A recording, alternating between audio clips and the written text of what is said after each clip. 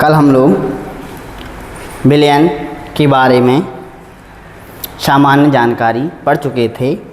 आज हम लोग विलयन का पार्ट 2 पढ़ेंगे। तो हम लोग कल विलयन की परिभाषाएं और जो विलयन होते हैं उनके दैनिक जीवन में उपयोग, ठोस, द्रव, गैस, इनके बारे में पढ़ चुके थे। आज हम लोग पढ़ेंगे विलयन के प्रकार। तो हम लोग देख लेते हैं कि जो विलयन है वो विलायक के आधार पर 3 प्रकार के होते हैं। कौन कौन से होते हैं? गैसीय विलयन, द्रवीय विलयन और ठोसीय विलयन। यदि आपका जो विलायक है, वो गैस अवस्था में है तो आप देखेंगे जो विलयन बनेंगे वो पूरे क्या होंगे, आपके गैसीय रहेंगे। तो यहाँ पे आप देखेंगे जो विलायक वो गैस अवस्था में होगा और जो विलेय है वो गैस भी हो सकता है, द्रव भी हो सकता है और ठोस भी हो सकता है। परंतु ओवरऑल आप देखेंगे जो लास्ट में आपको विलयन मिलेगा वो किस अवस्था में मिलेगा? गैसीय अवस्था में मिलेगा। कारण क्या है? क्योंकि विलायक किस अवस्था में है? गैसीय अवस्था में। तो इस विलयन को आप क्या बोलेंगे? गैसीय विलयन। जब विलायक किस अवस्था में हो? गैस अवस्था में। तो यहाँ पे आप देखेंगे जैसे आप वायु का उदाहरण लें तो वायु में 78% नाइट्रोजन होती है और 21% ऑक्सीजन होती है। इन दोनों को मिश्रण में भी आप देखेंगे जो दोनों मिलकर क्या बनाएंगे? गैस का निर्माण करेंगे। ऐसे ही आप यहाँ पे देखें क्लोरोफॉर्म द्रव अवस्था में होगी और जो नाइट्रोजन है वो किस अवस्था में होगी? गैस अवस्था में। तो नाइट्रोजन विलायक का काम करेगा, नाइट्रोजन विलायक का काम करेगा और क्लोरोफॉर्म किसका काम करेगा? विलेय का। तो ये दोनों मिलकर भी किसका निर्माण करेंगे? गैसीय विलयन का। ऐसे ही आप यहाँ पे देखेंगे कपूर ठोस होता है और नाइट्रोजन गैस, नाइट्रोजन किसका काम करेगी? विलायक का काम करेगी, कपूर विलेय का काम करेगा। जो पदार्थ निर्मित होगा वो भी क्या बनेगा? जो विलयन निर्मित होगा वो भी क्या बनेगा? गैसीय विलयन। ऐसे आप देखेंगे जब हमारा जो विलायक वो द्रव अवस्था में हुआ तो जो विलयन बनेगा हमारा वो कहलाएगा द्रवीय विलयन। जैसे यदि हम देखें कि जो मछलियाँ होती हैं वो क्या करती हैं? पानी में उपस्थित है जल में घुली हुई ऑक्सीजन का उपयोग करती हैं। अब चूंकि जो जल है वो किसका काम करेगा? विलायक का। यहाँ पे आप विलायक देखेंगे, विलायक किस अवस्था में रहेंगे? द्रव अवस्था में। बाकी आपका जो विलेय है वो गैस भी हो सकता है, द्रव भी हो सकता है और ठोस भी हो सकता है। जैसे जल में ऑक्सीजन घुली है तो जल द्रव आपका विलायक रहेगा, ऑक्सीजन विलेय रहेगा। तो ये भी कैसा बनेगा? द्रवीय विलयन। यदि आप जल में अल्कोहल मिला दें तो भी ये जलीय विलयन, क्योंकि अल्कोहल द्रव, जल भी द्रव। जल द्रव है और यहाँ पे अगर शुगर मिला देंगे, शर्करा मिला देंगे, शर्करा कैसी होती है? ठोस होती है। तो इन दोनों को भी मिलाएंगे तो आपको जो विलयन मिलेगा वो द्रव अवस्था में मिलेगा। तो ये तीनों जो विलयन है वो कैसे विलयन कहलाएंगे? आपके द्रवीय विलयन। अब जो अगला प्रकार है हमारा ठोसीय विलयन। ठोसीय विलयन में क्या ध्यान रखेंगे कि विलायक किस अवस्था में होना चाहिए? आपका ठोस अवस्था में। तो यहाँ पे आप देखेंगे कि विलायक ठोस अवस्था में रहेगा। बाकी जो आपका विलेय है वो गैस भी हो सकता है, द्रव भी हो सकता है और ठोस भी हो सकता है।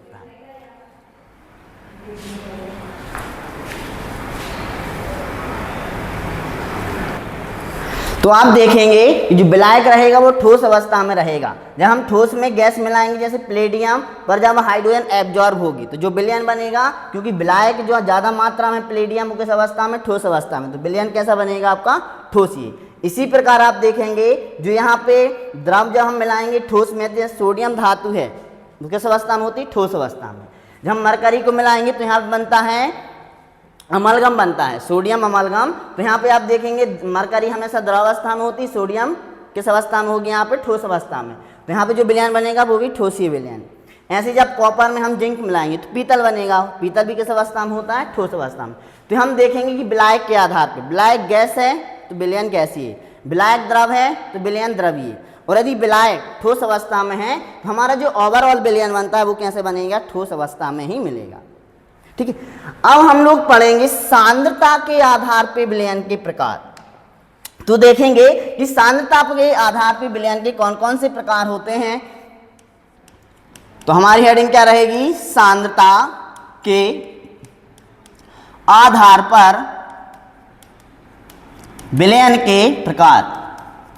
यदि आपने लैब में काम किया होगा, 10वीं में जब आप लैब में गए होंगे तो आपने बहुत सारी जो आपकी अभिकर्मक बोतल होती हैं उसमें आपने देखा होगा कई जगह, बहुत सी जगह बोतल में लिखा होगा DIL, और बहुत सारी जो अभिकर्मक बोतल होती हैं उनमें लिखा होगा CON।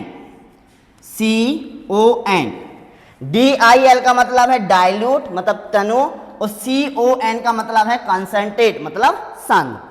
अब हम जब सांद्रता के आधार पर विलयन के प्रकार पढ़ेंगे तो ये चीजें आपको क्या होगी देखने के लिए मिलेंगी। चलिए, जो सांद्रता के आधार पर विलयन का प्रकार है वो सर्वप्रथम है तनु विलयन। तनु विलयन को अंग्रेजी में क्या बोलेंगे? डाइल्यूट विलयन, तनु विलयन। अब आप बोलेंगे तनु विलयन क्या कहलाते हैं? तनु विलयन वे विलयन कहलाते हैं जिनमें विलेय पदार्थ की मात्रा क्या होगी? बहुत कम होगी। जिनमें विलेय पदार्थ की मात्रा बहुत कम होगी वो क्या कहलाते हैं? तनु विलयन कहलाते हैं। जैसे यदि हम देख लें कि हमारा एक बीकर है जिसमें आपने 1000 ml क्या लिया हुआ है? जल लिया हो, जो कि 1 लीटर मतलब ज़्यादा है, 1000 ml या बोल सकते हैं 1 लीटर। और आपने इसमें जो शर्करा है या जो शुगर है या नमक है, कोई भी आप पदार्थ ले लीजिए, और जो आपने क्या किया इसमें शर्करा या शुगर बहुत कम मात्रा में क्या कर दिया? घोल दिया है, या नमक क्या कर दिया इसमें? घोल दिया है। अब मान लीजिए आपने नमक कितना लिया? 1 ग्राम, 2 ग्राम या 4 ग्राम, जितना भी, मतलब क्या लेना है? कम मात्रा में। तो आप देखेंगे विलायक क्या हो गया आपका? बहुत ज्यादा। और विलायक के कंपेरिजन में जो नमक है वो क्या है? बहुत कम। जब आप 1 लीटर विलयन में जब आप 1 ग्राम नमक देखेंगे तो आप देखेंगे उसका स्वाद क्या रहेगा? हल्का नमकीन रहेगा, आपको समझ में ही नहीं आएगा कि नमक है या नहीं। तो नमक का प्रभाव अर्थात विलेय का प्रभाव क्या रहेगा? बहुत कम। तो ये क्या कहलाएगा? तनु विलयन, जिनमें विलेय पदार्थ की मात्रा क्या होती है? बहुत कम।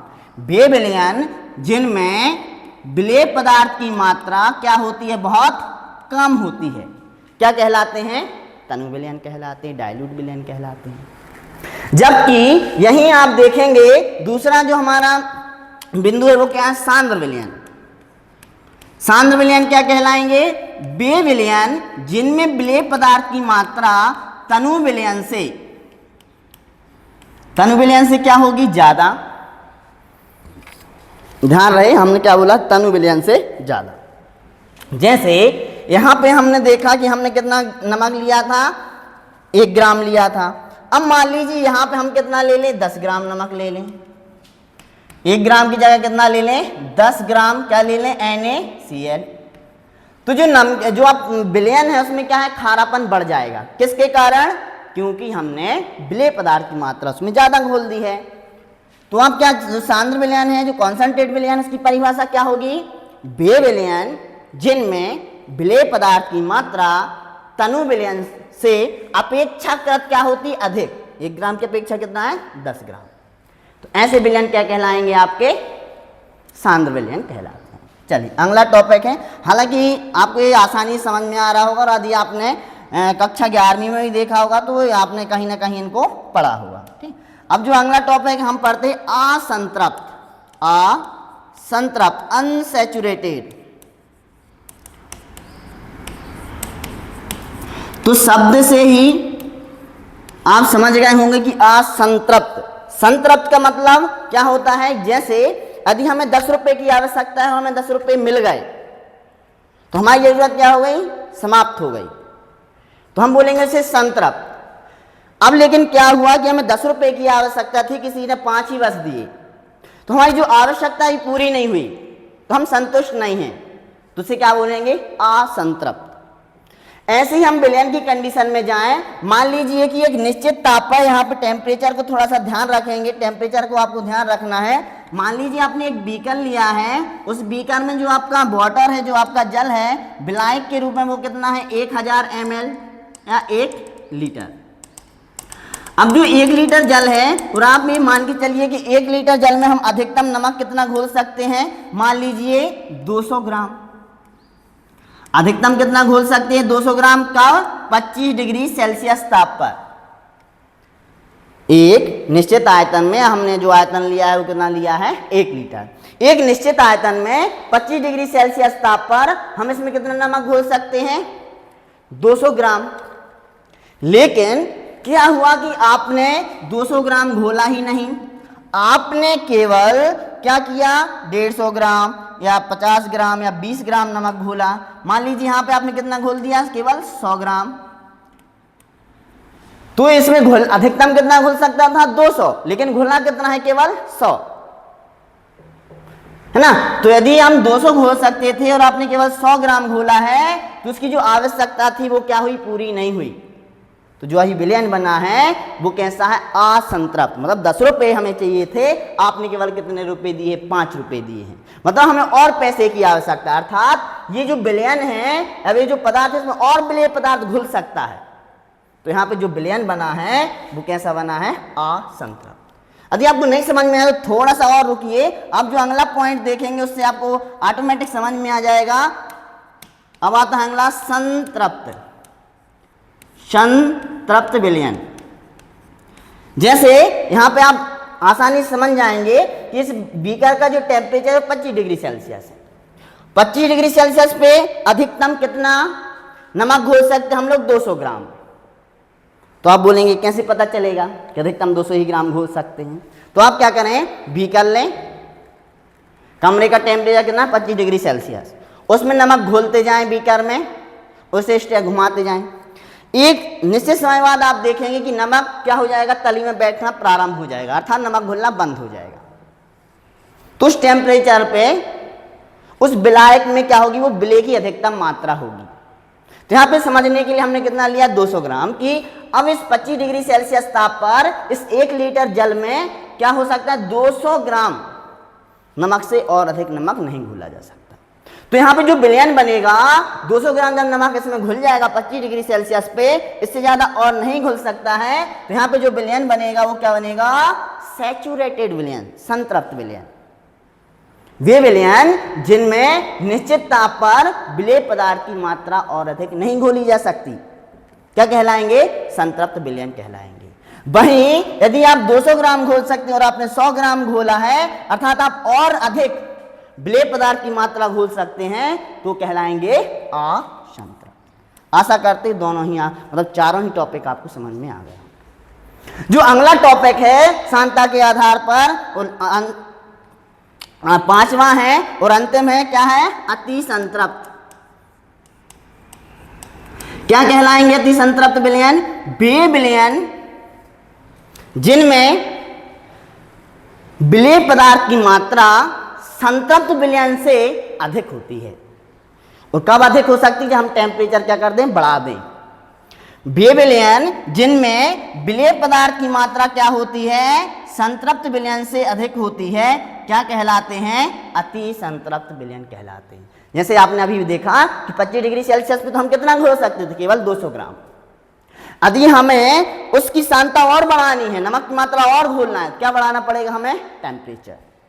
तो उसमें विलेय पदार्थ की मात्रा क्या हो जाएगी, पहले की अपेक्षा ज्यादा हो जाएगी। तो जो विलयन बनेगा जिसमें संतृप्त विलयन की अपेक्षा विलेय पदार्थ की मात्रा, मान लीजिए पहले हम लोग 200 मिला रहे थे, आप कितना मिला सकते हैं, 300, तो जो विलयन बनेगा वो क्या कहलाएगा, अति संतृप्त विलयन। तो हम लोगों ने क्या क्या देख लिया, एक तो विलायक के आधार पर विलयन के प्रकार देख लिए, और क्या देख लिया इसके अलावा, हम लोगों ने यहाँ पे देख लिया विलायक के आधार पर विलयन के प्रकार, और इसके साथ ही क्या देख लिया, सांद्रता के आधार पर विलयन के प्रकार। तो जब कभी भी आप देखेंगे कि जब तनु की विलेय पदार्थ की मात्रा कम रहे तो तनु, विलेय पदार्थ की मात्रा से थोड़ा सा ज्यादा रहे तो सांद्र, और जब विलेय पदार्थ की मात्रा 25 डिग्री सेल्सियस ताप पे समान टेम्परेचर पे और घोली जा सकती है, लेकिन आपने घोलना बंद कर दिया है, तो उसे बोलेंगे संतृप्त। आपके मन में डाउट आ सकता है कि तनु विलयन और सांद्र विलयन संतृप्त हैं या असंतृप्त। तो तनु और जो सांद्र विलयन है, दोनों ही विलयन कैसे हैं, असंतृप्त। क्यों, इनमें विलेय पदार्थ की मात्रा और घोली जा सकती है। ठीक है, तो ये हमने किसके आधार पर पढ़ लिए, सांद्रता के आधार पर विलयन के प्रकार पढ़ लिए। हम लोग जो पढ़ेंगे तो आप लोग इसकी तैयारी भी करके आएंगे। हम लोग क्या पढ़ेंगे, प्रतिशत, प्रतिशत के अलावा मोलरता, मोलरता के अलावा मोललता, मोलंश और पीपीएम में सांद्रता। तो पहला टॉपिक क्या पढ़ेंगे, प्रतिशत, और फिर इसके बाद पढ़ेंगे मोलरता और मोललता।